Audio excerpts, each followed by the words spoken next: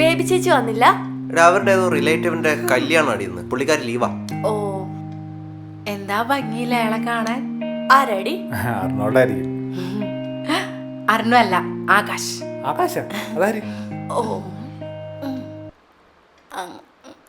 ശരിയണ്ട, അതാ പാവ അർണോൾഡിനെ തേക്കാനുള്ള എന്തോ പരിപാടിയാണെന്ന് തോന്നുന്നു. ഇത് പിന്നെ തേപ്പ് സീസൺ ആണല്ലോ.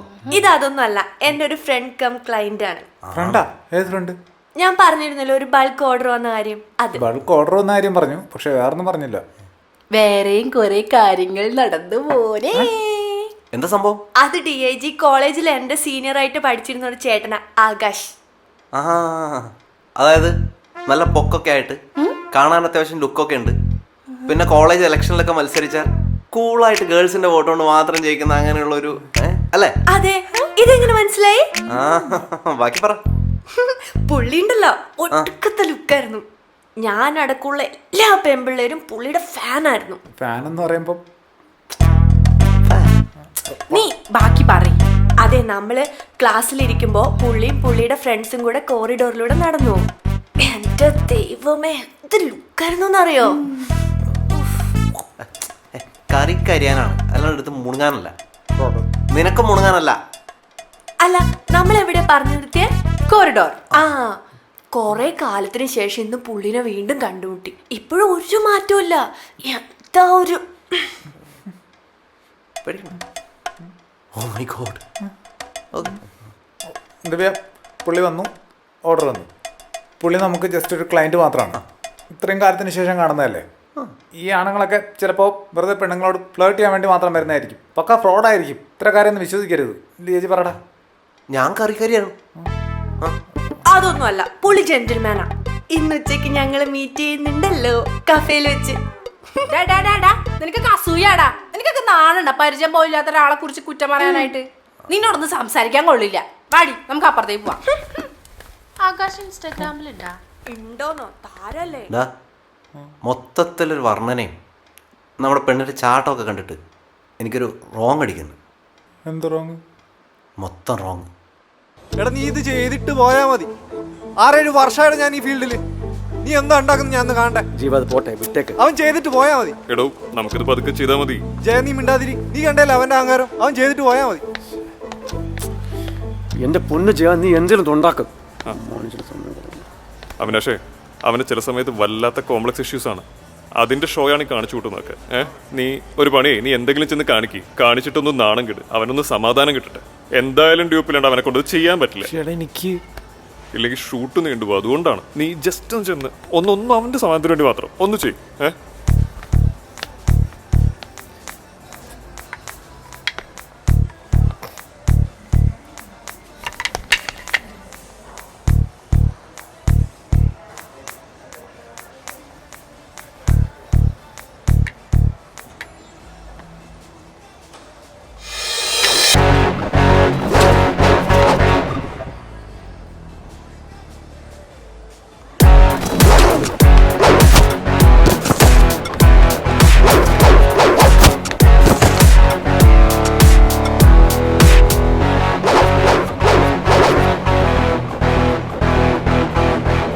അൻവറേ, ആ പയ്യൻ നന്നായിട്ട് ചെയ്യുന്നുണ്ട്. ബാക്കിയുള്ള സീനും കൂടെ അവനെ കൊണ്ട് തന്നെ ചെയ്യിക്ക്. ഞാൻ അപ്പുറത്ത് വേണം. ഇത് ഓക്കെ ആകുമ്പോൾ വിളിക്ക്.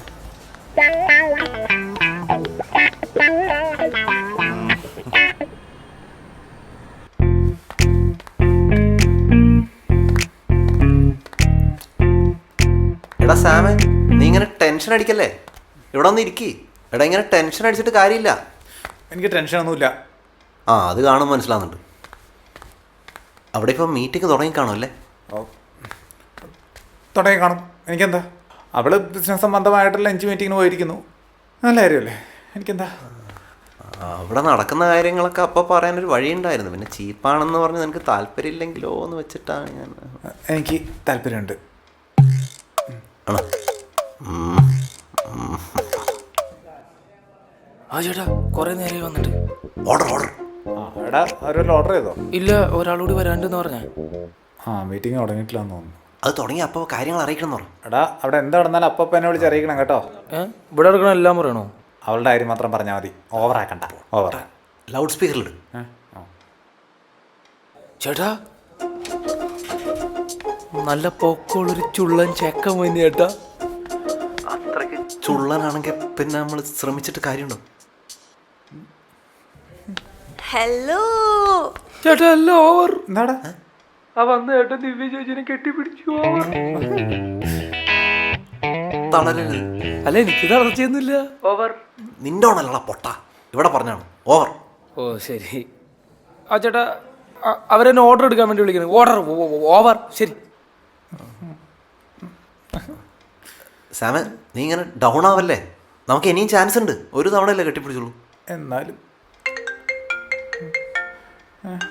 പിന്നെ വിളിക്കുന്നു. ആ പറടാ, എന്തായി? ആ ചേട്ടാ അയാളിപ്പോ പോണ ലക്ഷണമൊന്നുമില്ല. ഒരു ലോഡ് ഫുഡ് ഓർഡർ ചെയ്തിട്ടുണ്ട്. ആ അപ്പോൾ അവളുടെ വീക്ക്നെസ് അവന് മനസ്സിലായി.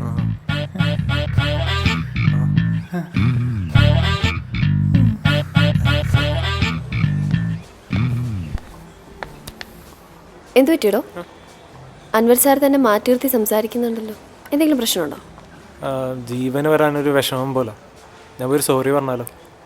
താൻ തെറ്റ് ചെയ്തിട്ടാ സോറി ഒന്നും പറയണ്ട. സോറി പറയാൻ എനിക്ക് കുഴപ്പമൊന്നുമില്ല, പക്ഷെ എന്ത് പോയി പറയുന്ന വിചാരിച്ചിട്ടാണ്. എനിക്കതിനൊരു ഡയലോഗും കിട്ടുന്നില്ല. ഈ പ്രശ്നം സോൾവ് ചെയ്യാൻ ഞാനൊരു ഐഡിയ പറഞ്ഞട്ടെ? അങ്ങനെ ഒരു വഴിയുണ്ടോ? യപ്പ്. ജീവൻ, ആ നീയാ? എന്താ? പ്രമിത മാഡത്തിന് വല്ലാത്ത വിഷമം. അവന്തിരി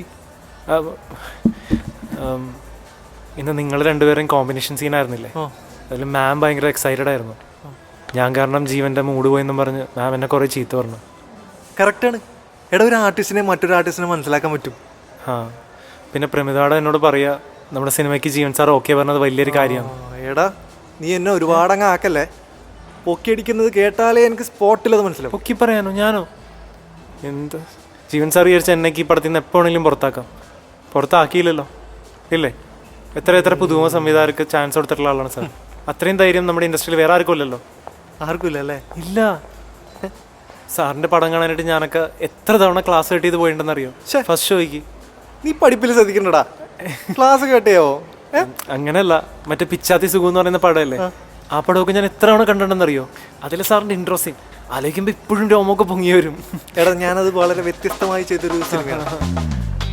പോട്ടെ, നമുക്കൊരു ഷോട്ട് എടുക്കാം. എന്താണെന്നറിയില്ല, എനിക്ക് വല്ലാത്തൊരു എനർജി വരുന്നുണ്ട്. യെസ്. പിന്നെ എന്നോട് ദേഷ്യമൊന്നുമില്ലല്ലോ? അതൊന്നും കുഴപ്പമില്ലടാ. ഞാൻ വെറും ഡ്യൂപ്പ്, സാറാണ് ഒറിജിനൽ. എടാ, നീ വെറും പാവായിരുന്നല്ലേ? സഞ്ജ വാ. ആ